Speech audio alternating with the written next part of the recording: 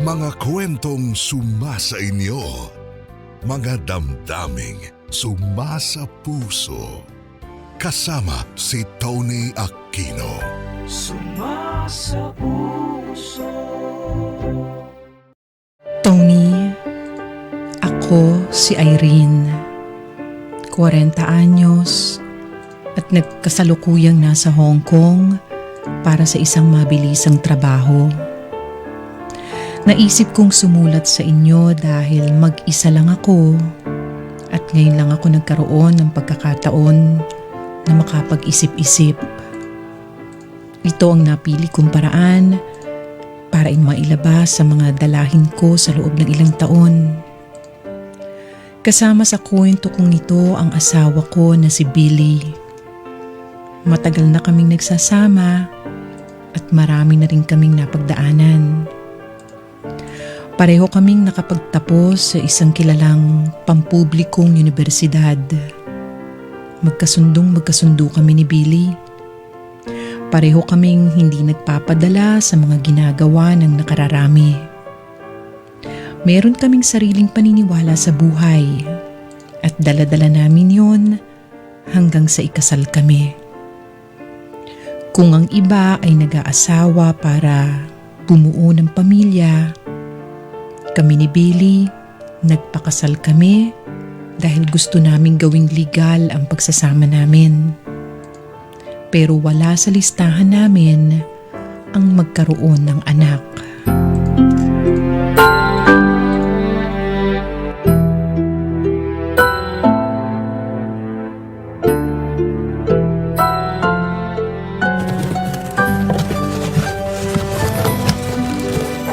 Opa, nagustuhan niyo po ba yung regalo namin ni Billy? Pasensya na po, nahuli kami ng pagbigay ha. Oo nga pa, ayos ba? Nadali ba namin tong birthday mo? May paparty ka na kahapon, may pasorpresa ka pa ngayon. Ay, oo naman. Matagal ko ng pangarap magkaroon ng ganitong massage chair na yan. Nako, Billy. Ba't mo naman pinagbigyan tong tatay mo pagkamahal-mahal ng ganyan Ma, huwag kang mag-alala. Medyo may kamahalan nga yan, pero hindi naman yan yung kilalang tatak na hindi makatotohanan yung presyo. Pero parehas lang naman din sila ng mga magagawa. Kahit na, masyado niyong nai-spoil tong tatay mo. Ay, alam mo ikaw, Nita? Kontrabulate ka talaga minsan dito sa mga kaligayahan ko. Ikaw rin naman binibilan ng kung ano ng dalawang yan Ay, sa bagay. Ganun talaga kapag wala pa silang ibang pinagkakagastusan. Gaya ng anak, ano? Gaya ng anak. Billy, Irene. Wala ba talaga kayong balak mag-anak? Alam mo, natutuwa ako sa mga material na bagay na binigay niyo sa amin ng nanay Nita niyo. Pero sa totoo lang, panghabang buhay na ligaya yung mararamdaman namin kapag binigay niyo kami ng apo. Ilang taon na ba kayong kasal? 4 o 5? 5 pa. Di 5 na pala, sus Mariosep. Ano na? Wala pa ba? Pa, napag-usapan na po namin ng anak nyo yan. Matagal na po kaming nagkasundo na hindi po kami mag-aanak. Teka nga, matanungan namin kayo ulit. Bakit nga ba ayaw niyong magkaroon ng anak? Ma, parehas po kasi kami ni Billy na nakatuon sa mga karera namin sa buhay. Marami pa po kaming gustong gawin ng magkasama. Marami pa po kaming plano na hindi matutupad kapag nagkaroon kami ng anak. 'Di ba, mahal? Tsaka hindi po talaga kami hindi po kami mahilig mag-alaga ng mga bata. Kumbaga, ayos lang po sa amin makipaglaro sa mga pamangkin namin. Pero kapag yung pagbabantay na ng matagalan at yung kaakibat ng mga responsibilidad, parang hindi kaya ng loob namin. Alam naman po kasi namin kung gaano kalaki ang responsibilidad kapag magulang ka na. At hindi po doon ang gusto namin ni Billy na direksyon sa buhay. Nako, sinasabi niyo lang ngayon. Ganyan din ako nung kabataan ko. Pero nung dumating to si Billy at yung mga kapatid niyang ulupong din, wala na. Bumaliktad na yung buhay ko. Pero sa magandang paraan. At kahit bigyan ako ng pagkakataong ulitin ang buhay ko, gugustuhin ko pa rin mabiyayaan ng isang Nita, ng isang Billy, at mga kapatid niyang sina Agnes at Victor. Ano ka ba naman, Roman? Ibang tao naman tong sina Billy at Irene sa atin. Huwag mo na kang ipilit ang gusto mo, ikaw talaga oh. Sina Agnes at Victor na lang ang talakan mo ng ganyan. Hayaan mo na tong sina Billy at Irene. Oo, kontrabida ka na naman eh. Sinasabi ko lang yung punto de vista ko. Mabuti pa po pa, subukan na natin yung massage chair nyo. Upo ka na doon para ako na bahala magpipindot. Tapos tuturuan ko po kayo mamaya kung paano pagganahin. Ay, mabuti pa nga. O sige na Roman, umupo ka na doon. Dailian mo at ako na ang susunod.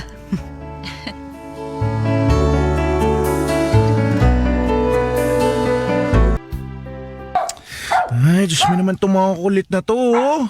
Nginat-ngat na naman itong tsinelas ko, kabibili ko lang eh. Pati itong rolyo ng tissue.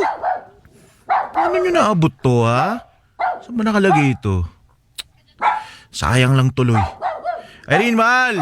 Tulungan mo nga ako dito. Kanina ka pa dyan naglalaptop eh. Hindi mo tuloy napansin yung mga pinaggagawa nitong makukulit na to. Billy, kaya mo na yan. Wag mo muna akong pakilusin kasi may hinahabol akong deadline. Ay, Diyos me.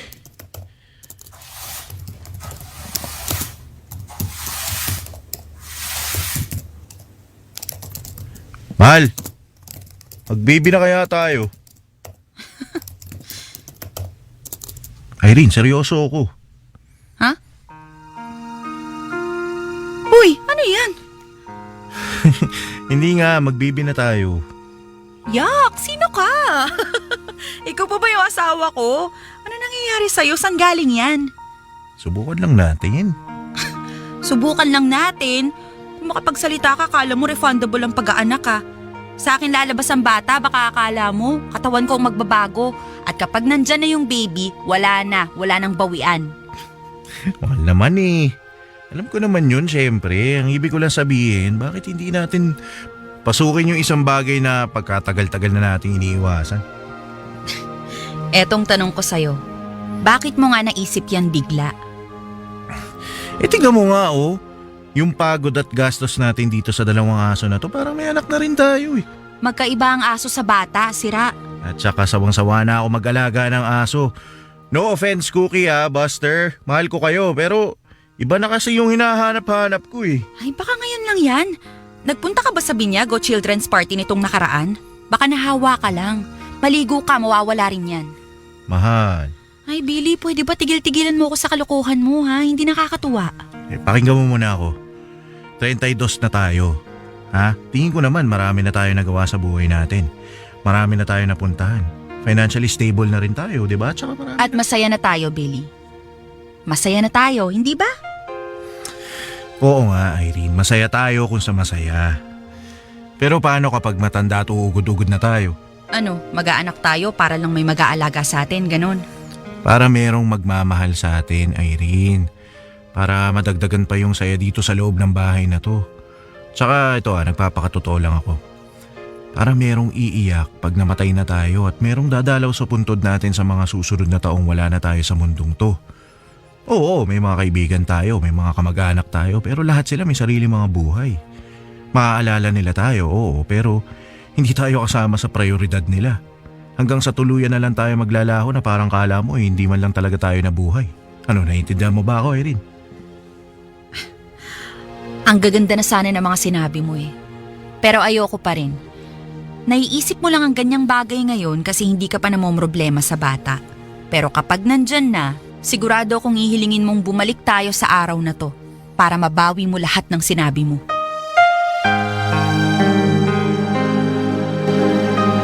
Tony, noong mga panahon na yon, hindi ko talaga nakikita ang sarili ko na magiging isang ina. Kinikilabutan ako sa tuwing naiisip kong manganganak ako at mag-aalaga ng bata. Hindi ko nga matagalan ang anak ng mga kaibigan ko. Kaya kumbinsido akong wala akong kakayahan na maging isang mabuting ina. Kaya lang sa paglipas ng mga araw, Tony, hindi na ako tinantana ni Billy. Minsan nga ay nauuwi pa kami sa away.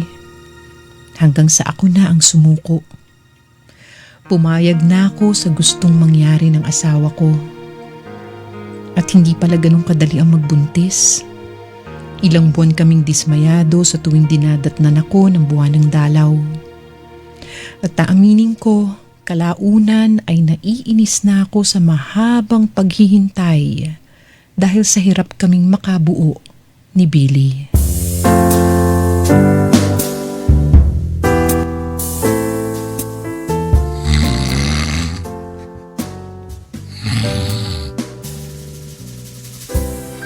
Billy!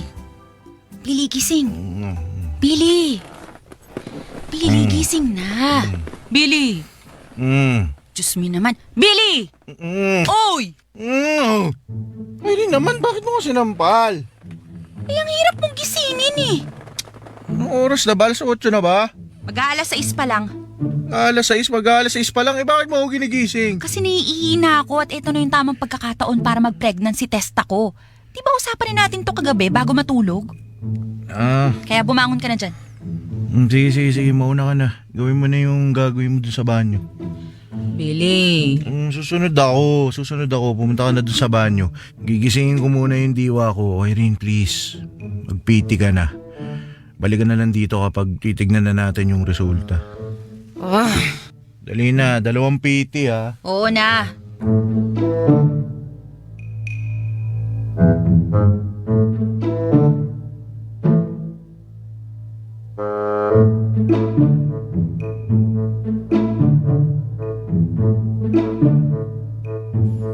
Tagal pa ba? 2 to 3 minutes daw eh. Sana naman yan na yun. Ay nako Billy, pag hindi pa ako nabuntes wala. Ayoko na, suko na ako. Baka hindi talaga tayo pinili ng Diyos maging magulang. Ikaw naman, mag-iisang taon pa lang naman tayo sumusubok. Makalang ka dyan, parang akala mo ang simple-simple ah. Sige, ikaw magbuntis. Tignan natin kung hindi sumama ang loob mo sa puro negative. Hirap sa inyong mga lalaki ang talinin mo. Tingnan na nga natin, baka meron ng... Irene, ano ibig sabihin nito? 2 linya. Buntis ako? Buntis ka? Buntis na ako? Buntis ka na?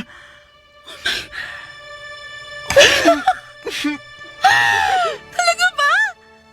Seryoso ba ito, mahal? Patingin nga na isa. Baka palyado to. 2 yan eh, parehas ng resulta. Tsaka ito yung mamahaling klase. Malay mo, expired. Irene. Buntis na nga ako?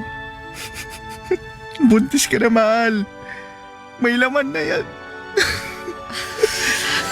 Oo. Huwag ka umiyak. Huwag ka umiyak. Halika dito. Sandal ka sa akin. Mahal naman. Sus. Good job. Tahan na, okay? Good job. Congratulations.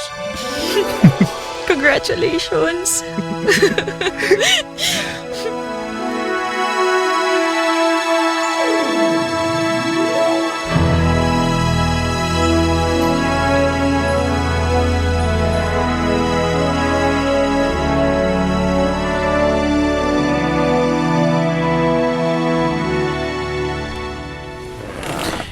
Kung Amelia kaya o kaya Eva.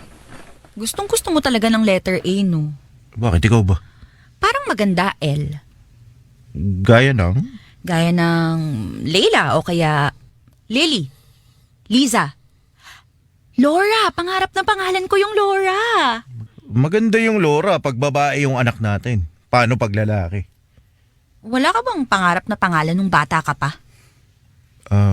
Julian. Diba? Parang ang pogi. O kaya Sebastian. Parang mayaman. Sige, ganito. Kapag babae, ako magpapangalan. Kapag lalaki, ikaw. Ano? Sige. Ganun na lang.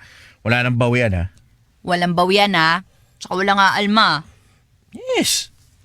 Huwag mo lang pangalanan ng kalokohan yung anak ko ha. Baka mamaya ipangalan mo sa kung sinong action star yan. Bakit? Magandang pangalan naman yung Sylvester Stallone eh. Billy? O sige, Rambo na lang. Isa. Steven Seagal. Ay, bahala ka. Maghanap ka ng kausap mo dyan. Ano ka ba? Joke lang naman. Ikaw rin kaya, wag mong bibigyan ng triple-triple pangalan yung anak ko ha. Anong triple-triple pangalan? Mga tipong Maria Isabela Ann, Precious Princess Joy, Strawberry Wintermelon, mga ganon. Pinagsasabi mo dyan? Yung mga singhaba ng highway yung pangalan. Ganun. Oo naman, ano ka ba? Siyempre ayoko ring mahirapan yung anak natin magsulat, no? Aba, dapat lang. Ayusin mo, Irene, ha? Ay, grabe. Parang ang bilis ng araw na to. Kanina lang, ginising kita para mag-PT. Tapos ngayon, matutulog na lang tayo. Naghahanap pa tayo ng pangalan ng bata. Pati mga gamit pang baby. Totoo ba talaga itong mga nangyayari, Billy? Alam mo, hindi ko lang sinasabi sa'yo, pero maski ako, medyo dududa pa rin ako sa mga nangyayari. Pakiramdam ko, pagising ko bukas, panaginip lang pala to lahat. Magkakaanak na tayo. Magkakaanak na tayo.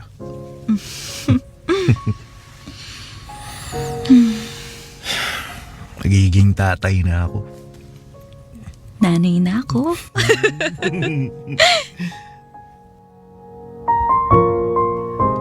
Tony, hinding-hindi ko malilimutan ang araw na yon. Para bang may biglang nagbago sa takbo ng utak ko. Nag-iba ang pananaw ko sa sarili ko at sa pagsasama namin ni Billy. Totoo nga ang sinasabi nila na para kang papasok sa panibagong kabanata ng buhay mo. At hindi lang kami ni Billy ang nakaramdam ng ganon. Naiyak ang mga magulang namin, mga kamag-anak at mga kaibigan nang malaman nilang nagdadalang tao na ako. Marami sa kanila ang matagal na palang ipinagdarasal na magkaroon kami ni Billy ng anak. At laking pasalamat ko sa Diyos dahil naging maayos naman ang pagbubuntis ko hanggang sa maipanganak ko na nga si Laura. Doon na talaga umikot ang mundo ko, Tony. Nakalimutan ko na yung dating Irene na ayaw sa bata. Para akong naging panibagong tao. Mas mabuti at hindi na makasarili. Yun ay dahil dumating sa buhay ko ang anak kong si Laura. Naging mahirap na masaya ang buhay namin. Nag-resign na ako sa trabaho para tutukan ang pag-aalaga kay Laura. Ilang beses naming sinubukang kumuha ng yaya pero hindi namin nakakasundo. Kaya desisyon namin ni Billy, ako na lang ang tututok sa pag-aalaga kay Laura. Pero bakit ganun, Tony? Kahit anong gawin ko para maging isang mabuting ina, hindi pa rin kami nakaligtas sa matinding pagsubok.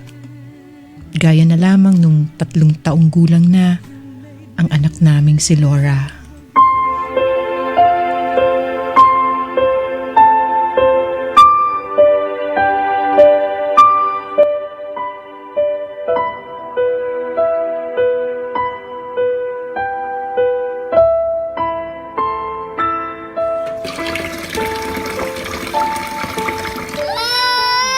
Lang, lablab ha. Tapusin lang ng mama to. Antay, mama. Sandali lang. Matatapos na. Lagay mo yung towel sa head mo, lablab. Lagay towel. Irene? Ay, si Billy. Billy! Billy, buhatin mo nga si Laura, please. Pakilang. Tambak na kasi hugasin dito simula pa kaninang umaga eh. Bakit iyak na iyak si Laura? Pulang-pula na, oh. Hindi ko nga alam eh. Tinuturo niya yung ulo niya. Masakit daw. Ano naman naumpog yan? Natalisod siya sa towel niya kanina. Tumama yung ulo sa sahig pero hindi naman ganun kalakas eh. Umiyak ba? Umiyak pero Di malakas yun. sinasabi ko na nga sa'yo hindi naman malakas eh. Umiyak siya sa gulat pero hindi sa pagtama ng ulo niya. Pinapagaan mo pa eh. Di mo na lang aminin na hindi mo mabantayan na maayos. Anong pinapagaan? Oy, Billy. Nanay ako. Hindi ko uunahin isalba ang sarili ko kaysa sa kapakanan ng anak ko. Huwag mo akong pag-iisipan ng ganyan ha. Tahan na, lablabo. Oy, sus, dito na papa, oh. Tahan na. Tsaka unang beses madulas ni Laura na ako ang bantay. Baka naman meron na siyang tama sa ulo matagal na. Baka nabaldog siya nung ikaw ang bantay. Palibhasa cellphone ka ng cellphone dyan, hindi mo iniintindi yung anak mo. Tinatapat mo lang siya sa TV tapos yun na yun. Di ba, Irene? Di ko gawain yun. Kahit nahuli kita? Nung isang araw lang dumating ako dito, anak mo nagkakalat na ng tinapay. Pero ikaw nakangudngud sa cellphone mo. Emergency naman kasi sa trabaho. Ay, ewan! Mamili ka. Ikaw ang magpapatahan o ikaw maghuhugas ng plato? Ako na dyan. Kita mo na? Mas magaling ka naman kasi magpatahan eh. Hindi tama na nga. Walang tulong kung mag-aaway pa tayo. Si Laura. Love. Bakit ka ba umiiyak ka? Oh, saan may bubo? Bubo sa head? Oh, sus, wawa naman ang baby. Punta tayo sa ospital bukas, pa-check up natin yan si Laura. Baka mamaya may malalang bukol na yan eh. Yung parang namumuong dugo. Diyos ko, huwag naman sana. Huli ka na lablab, dun tayo sa kwarto, ha? Higa tayo tapos drink milk? Gusto drink milk? Oo.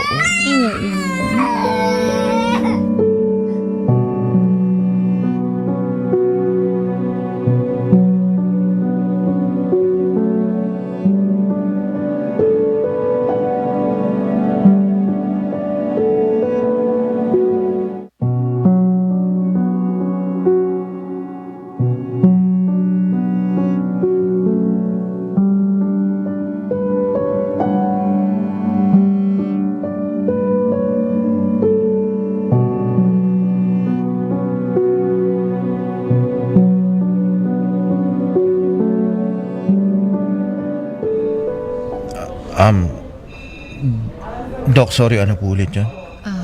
Pakiulit nga po, Dok. Parang nabingi kami sandali eh. Sige po, ulitin ko po mami daddy ha. Itong nakikita nyo dito sa scan, itong bilog na to, yung madilim na parte, it's a tumor. Hemorrhage, Doc? Billy, Tumor po daddy. Parang namuong dugo. tumuro nga, Billy. Ano ba? Sinisiguro ko lang. Alam mo naman kung anong tumor, di ba? Huwag ka nga magtanga-tangahan dyan. Sinisiguro ko lang kasi imposible.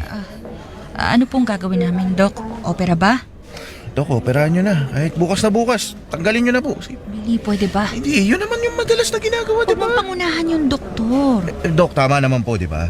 Ooperahan po yung anak ko, di ba? Sa lalong madaling Manahimik panahon. ka nga muna, Billy. Hayaan mo ako makipag-usap, okay? Pakinggan muna natin yung doktor. Tiko mo muna yung bibig mo. Please lang. Mami, daddy, yung ganitong cases, hindi na siya bago. Pero, hindi rin kasi siya common. Ano pong ibig niyong sabihin?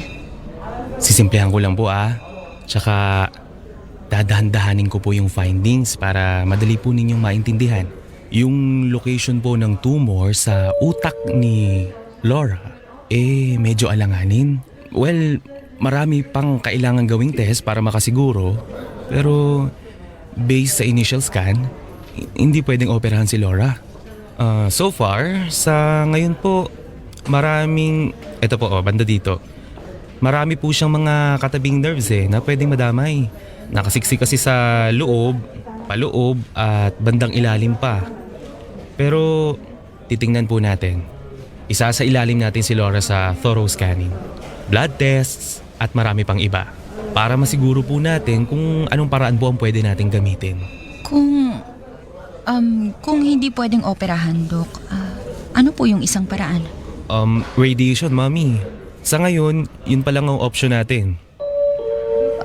Okay. Okay. Radiation. Radiation. Pero, hindi po nito mapapawala ang tumor, Mami ha. Po? So, ano pong ibig niyo sabihin doon, Doc?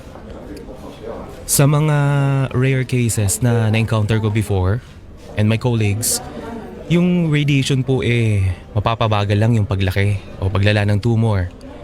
Pero hindi po natin mapapagaling o matutunaw yung mismong bukol. Mapapabagal lang po natin yun. But then again, initial findings pa lang po ito ha. Marami pa po tayong pagdadaanan bago tayo makasiguro sa sitwasyon ni Laura. Bibigyan ko po kayo ng... Doc, pakitama na lang po yung sasabihin ko ha. Pero sa madaling salita po ba hindi na gagaling yung anak namin? Tama po ba? Hindi na gagaling yung anak ko, Doc? Mami, Daddy, of course, we will do everything na para ma-prolong natin yung buhay ni Laura. Prolong? Yes po, Mami. Sa case po kasi ni... Ano? May taning na yung anak ko, Dok? At saka, ano pong chances of survival, Dok? May ganun naman po, di ba? Sa ngayon po, hindi ko pa po kayo mabibigyan ng percentage. Kasi kailangan pa po talaga nating masuri pa si Laura. Base sa experience nyo, Dok, yung mga na-handle nyo na po dati. Well, iba-iba pong cases kasi, Daddy eh. Ayokong bigyan si Laura based... Kahit sample lang, Dok. Baga, bigyan nyo kami ng ideya. Naku, Daddy, hindi po ganun yun eh. Dok, please. Diba, kahit halimbawa lang ng itatagal ng bata kapag may brain tumor. Please, Dok. Please. Okay, ganito. Mami, Daddy, bibigyan ko kayo pero hindi ibig sabihin ito lang yung option para kay Laura ha. Pwedeng mas mahaba, pwedeng mas maikli. Opo, Dok. Yes, Dok. Okay. Merong umaabot pa ng 5 taon pagkatapos ma-diagnose. Merong higit 1 taon. At ang pinakamabilis was within the year nung na-diagnose.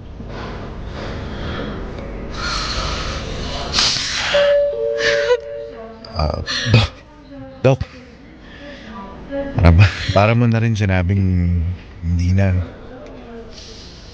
namin makikita yung paglaki ng anak namin.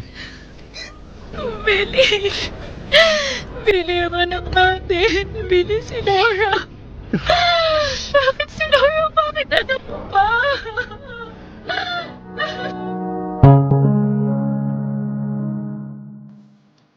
Tony, walang salita ang sasapat para mapaliwanag ko na maayos ang nararamdaman namin ng mga oras na yun. Sabi ng doktor, hindi pa sigurado ang lahat. Pwede pang magkaroon ng milagro, galing man sa Diyos o sa siyensya. Pero napakabilis ng mga pangyayari, Tony. Biyernes lang nung dinala namin sa ospital si Laura. Noong mga sumunod na araw, nakita na ang pagbabago sa anak namin. Palagi nang masakit ang ulo ni Laura. Madalas na ang pagsusuka, hindi na makakain ng maayos. Wala na rin ang dati niyang sigla. Hindi rin nagtagal ay nagumpisa ng sumailalim sa matinding gamutan ng anak ko. At parusa, Tony. Parusa para kay Laura ang proseso. Hindi siya komportable sa ospital. Takot din siya sa mga nurse at doktor. Pero wala kaming magagawa. Kahit durog na durog ang puso namin ni Billy, hindi kami pwedeng tumigil. Dahil yun lang ang tanging paraan para humaba ang buhay ni Laura.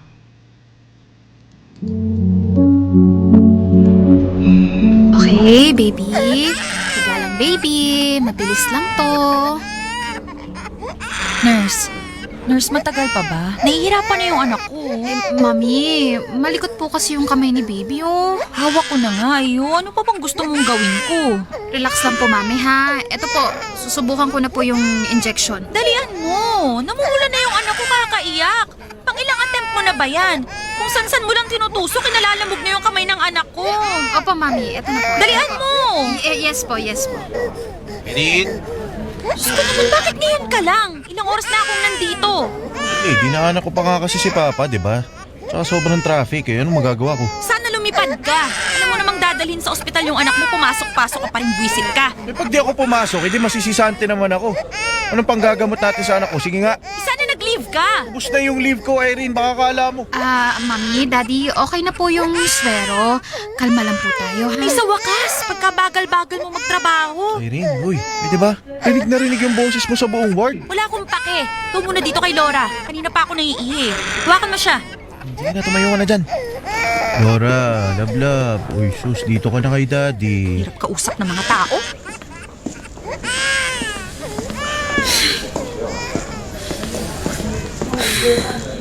Buisit. Simple-simpleng pakiusap, hindi magawa. nurse parang tatanga-tanga. Yung asawa ko hindi maasahan. Yung anak ko... Yung anak ko iyak nang iyak.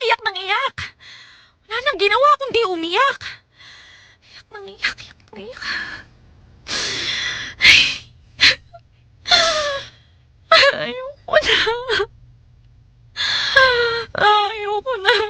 na, Lord.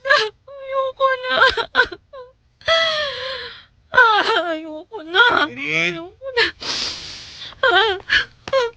Oh, Erin, bakit nakaupo ka dyan sa saiga? Tumayo ka nga dyan. Ayoko na, Billy. Kung kukunin niya yung anak natin, kunin na lang niya. Huwag na niyang pahirapan yung anak ko. Ano bang punto ng pagkakasakit ni Laura, ha? Ano? Oo, kung gusto niya, ako na lang. Ako na lang yung bigyan niya ng sakit para matapos na. Ilipat na lang niya sa akin. Bakit niya dinadama yung bata? Ha? Bakit? Erin. Kaya ikaw na lang. Ikaw na lang yung bigyan niya ng cancer. Total, palagi ka namang wala sa bahay. Wala ka namang ambag sa pag-aalaga sa anak mo. Teka, ano yung sinasabi mo? Ulitin mo nga yung sinabi mo. Ako yung walang ambag. Oo! Wala ka naman sa panahong hirap na hirap yung anak mo eh. Ako yung nakakakita ng lahat. Ako yung nagpapatahan kay Laura. Mabibingin na nga ako kakaiyak ng anak mo eh. Ako naglilinis ng mga kalat niya, ng suka. Ako yung hindi magkanda o gaga kung paano siya mapapatulog. Ako lahat, Billy. Ako! Eh, di congrats! Diba? Isa kang ulirang ina. Pasensya na ha, wala ako sa panahong kailangan nyo ko. Kasi ako lang naman yung kumakahid sa atin eh. Para may pangkain yung anak ko. Ako lang naman yung nagkakandakuba para may pampagamot. Pampagamot, Irene ha? Para may pampagamot si Laura. Yung iya naman ako sa hirap na sinusumbat mo sa akin. Eh kung hindi nga dahil sa akin, baka hindi na nagtagal yung anak ko. Huwag ka magsasalita ng ganyan. Oy, bakit? May pera ka ba? Kaya mo bang tustusan yung gamutan ng anak ko?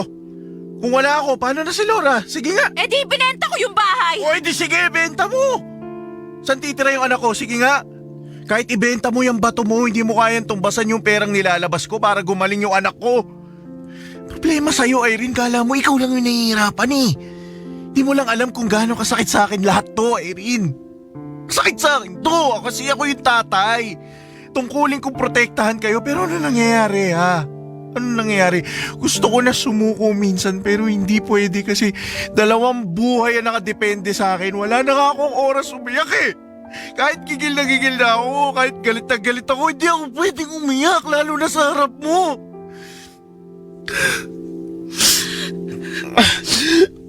Dapat lang maghirap ka.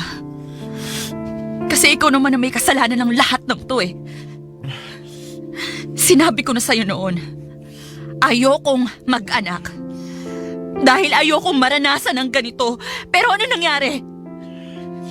Pinilit mo ang gusto mo.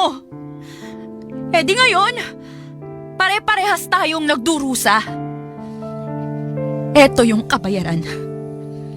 Dahil gusto mong maranasan paano maging isang ama.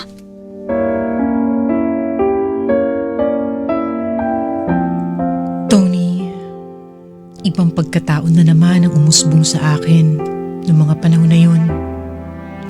Isinantabi ko na ang Irene na isang ina na may mahabang pasensya. Nanumbalik ang dating Irene na mabilis magalit. Ganon talaga siguro kapag merong may sakit sa pamilya. Hindi lang isa ang apektado, kundi lahat ng tao. At sa lagay namin ni Billy, hindi namin maiwasang magtalo, magsisihan at magsumbatan. Simula kasi nang malaman naming may sakit si Laura, hindi na bumaba ang emosyon namin. Walang araw na kalmado kami. Kulang kami sa tulog, wala sa oras kumain, hindi na tumigil ang mga utak namin kaiisip kung ano pang pwedeng gawin. Yun na ang pinakamadilim na yugto ng buhay ko. Pakiramdam ko, harap-harapan akong hinahamon ng Diyos. Nasa bingit na nga ng kamatayan ng anak ko. Pati pagsasama namin ng asawa ko, sinusubok din.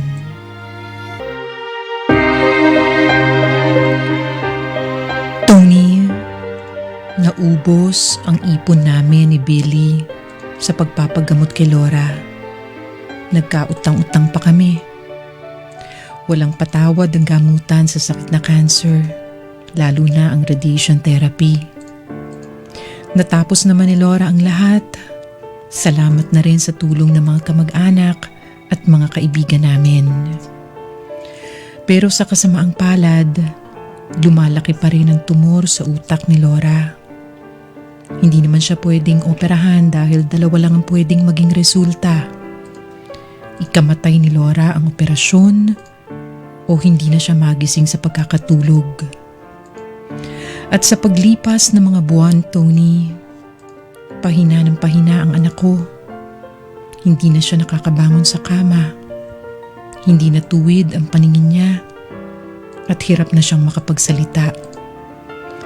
Bukod doon dahil bumaba ang immune system niya, madalas na siyang nagkakaroon ng ubo at sipon. Siyempre bilang magulang, lahat ng pwedeng gawin, ginawa namin. Hindi kami sumuko. Hanggang sa doktor na ang nagsabi sa amin na wala ng pag-asa ang kalagayan ni Laura. 2 buwan. 2 buwan ang huling taning na ibinigay sa amin.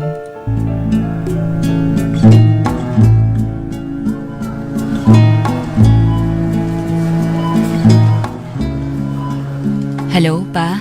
Hello, Erin? Kumusta si Laura, Pa? Ito ayos naman. Katabi ko dito sa sofa. Ubo ng ubo. Wala bang gamot to sa ubo? Kawawa naman eh. Meron ho, Pa. Pinainom ko na kanina. Mamaya na ulit yung susunod. Teka, saan ba kayo? Nasa grocery pa po. Pero magbabayad na po kami. Tapos uwi rin agad. Sige, ingat kayo ha. Opo. Tawag-tawagan mo ako kapag may problema, ha? Sige. Mahal, ito ba yung flavor na gusto mo?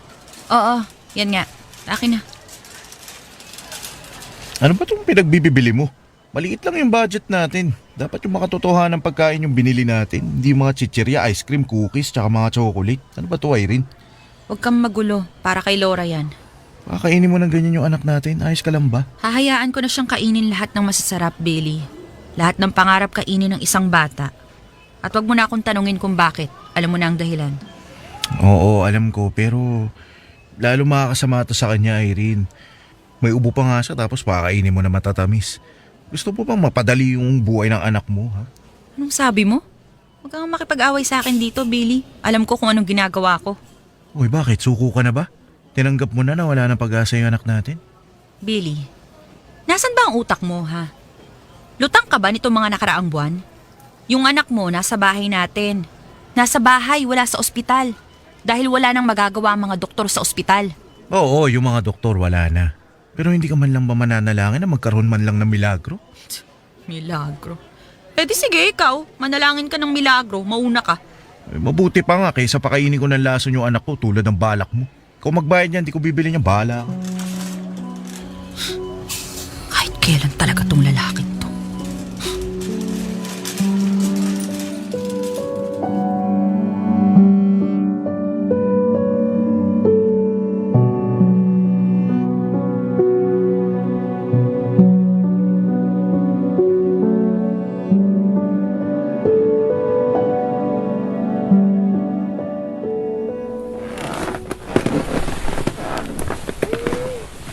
Hi, baby. Hi, love. Kikita mo ba, mama? Hindi ka ba makatulog? Gusto mo kantahan ka ni mama? Hali kita? Halika, sandal ka sa mama. Yakap ko ikaw. Anong gusto mong kanta? Yung favorite mo? Twinkle, twinkle? Oo, no? Sige. Twinkle, twinkle tayo. Twinkle, twinkle, little star, how I wonder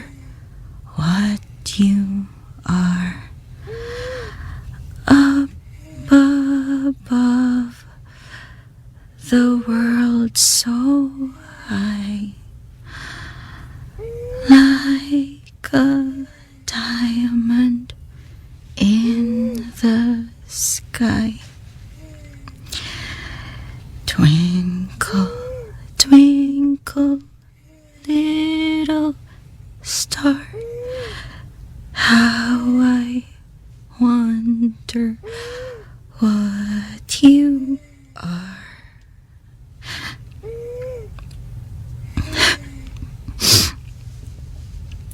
Laura, nak, may tatanong si Mama, ha? Kaya mo pa ba? Kasi kung hindi na, huwag mong alalahanin si Mama, ha? Hindi magagalit si Mama kapag ayaw mo na. Ayoko nihihirapan kami na lang ni Papa. Huwag lang ikaw. Huwag lang ikaw. Basta, tatandaan mo, ha? Mahal na mahal ka namin. Lalo na ang Mama. Ikaw lang ang nag-iisa sa buhay ko.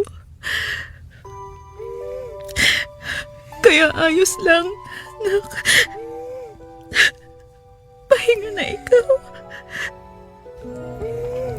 Susunod din si Mama doon sa malayo. Antayin mo lang si Mama. Antayin mo lang si Mama.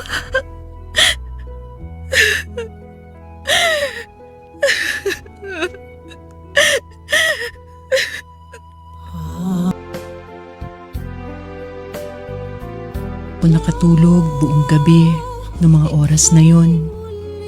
Wala akong ibang ginawa kundi titigan ng anak ko.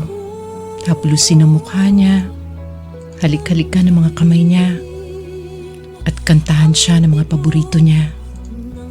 Kasi alam ko sa sarili ko na hindi na aabot ng 2 buwan ang munti kong anghel. At kahit natutulog siya, alam kong gusto niyang manatili ako sa tabi niya. Kasi malambing ang anak ko, Tony. Mahilig siyang yumakap at humalik. Paborito rin niyang sabihin ang mga salitang, I love you, Mama. Kaya ganun din ang ginawa ko para sa kanya. Paulit-ulit ko siyang binubulungan na mahal ko siya.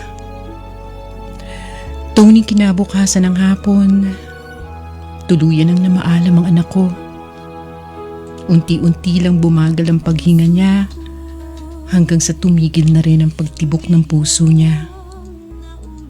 Malaya na si Laura sa sakit at pagdurusa.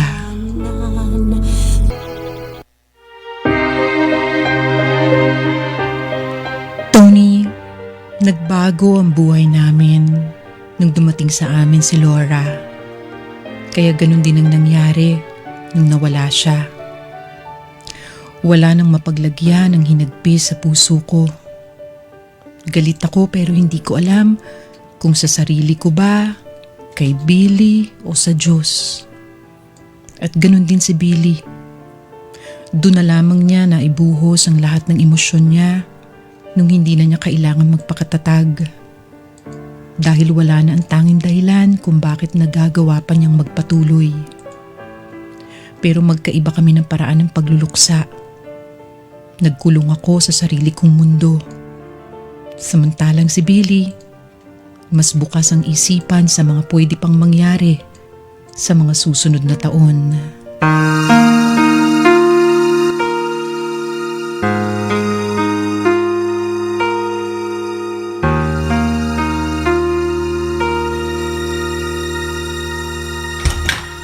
Alas 10 na. Bakit ngayon ka lang nakauwi? 2 shift kinuha ko. Ay, teka, nauuhaw ako. Palagi ka na lang nag-overtime. Nakakasama yan sa'yo, Irene.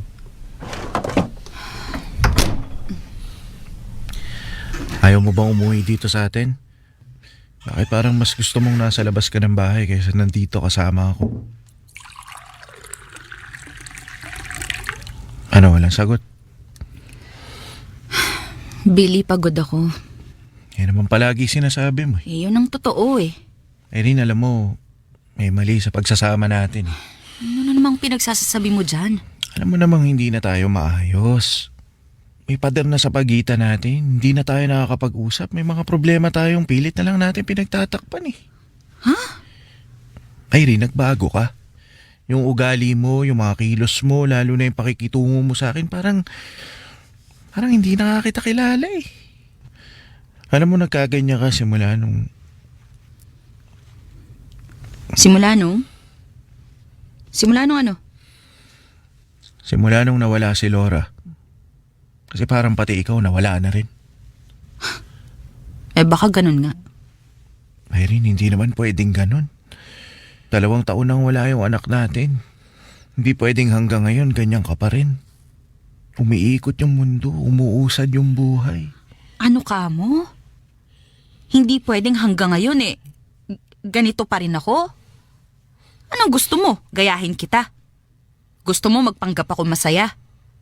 Pekein ko lahat ng emosyon ko para lang ano? Para lang maging masaya ka? Irene, hindi naman yun. Eh anong magagawa ko kung hindi ko pa kaya, Billy? Eh ano ngayon kung habang buhay na akong ganito? Ano ngayon sa'yo? Irene, mag-asawa kasi tayo eh. Mahaba pa yung pagsasamahan natin. Eh sa hindi na nga tayo masaya eh. Ano magagawa ko? Oo nga, hindi tayo masaya. Pero wag mo naman isagad yung pagiging miserable. May solusyon. Kaya pa nating ayusin to. Ang problema lang kasi ayaw mo. Ayaw mong gawa ng paraan. Hindi ko rin naman alam kung bakit.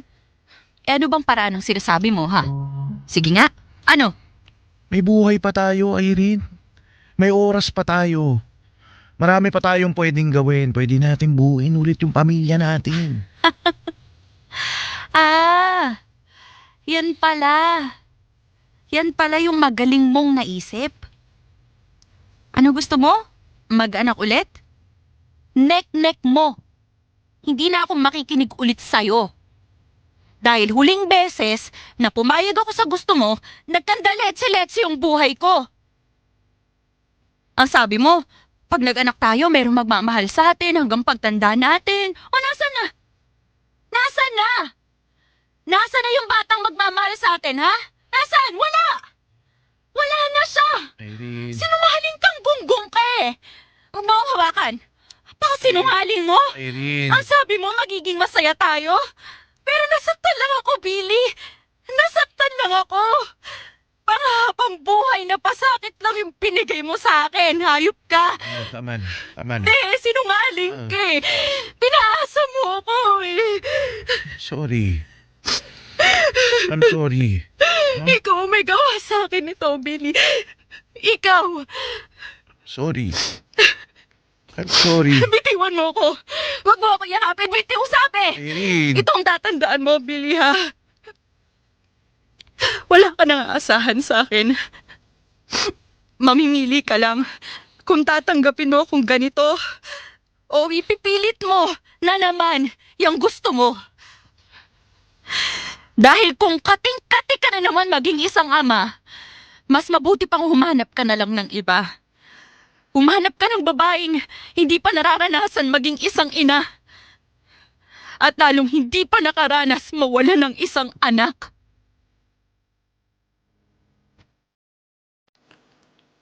Tony, 2 taon na ang nakalilipas mula nung mamatay si Laura.